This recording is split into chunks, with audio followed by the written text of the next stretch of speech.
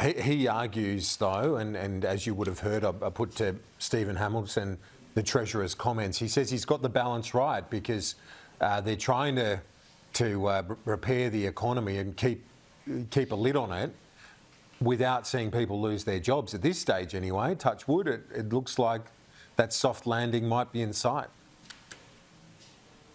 Well, Kieran, if you're a mortgage holder right now, you're still having to find, if you've got an average mortgage of around 750 grand, you are still trying to find another $24,000 in your family budget as a result of the decisions this government's made.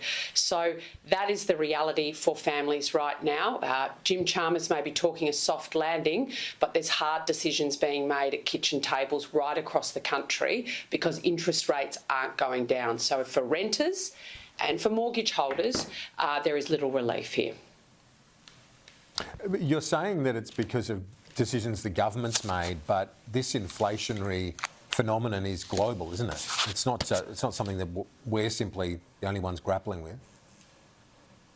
Well, we're grappling with it at a higher rate for longer than other countries internationally, and that was made clear in the Reserve Bank Governor's commentary earlier this year about this absolutely being a homegrown issue, that it is sticky, and when inflation stays higher for longer than it needs to be, that lies very much at the feet of Jim Chalmers and the decisions that his government has made in terms of not getting spending under control in their budget. It's as simple as that, Kieran. I mean, we all need to see the mortgage rate go down, the cash rate go down, and Michelle Bullock is taking a very cautious approach and she's wanting to see the right decisions being made by the government, and she hasn't moved because they're not making the right decisions. The Teals have given Peter Dutton both barrels over his position on the emissions reduction target. I had Kate Chaney on a short time ago, and she says that the coalition's not a credible alternative anymore when it comes to these matters. What do you say to that? Well, Kate Chaney would say that because she, is wanting to fight a future coalition candidate in her seat. So anything she and other Teals can do to try and deride and put scare campaigns around our position on net zero is in her own personal political interests. The fact is that the coalition is steadfast in our commitment to net zero by 2050. We want a credible path. The reality is that the Labor Party's 2030 target is not going to be met. The Teals' more aggressive target also will not be met.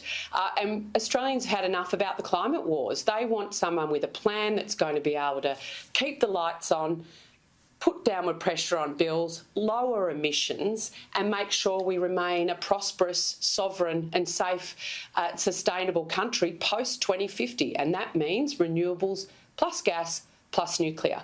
And you don't have to be a rocket scientist, you just need to have travelled overseas.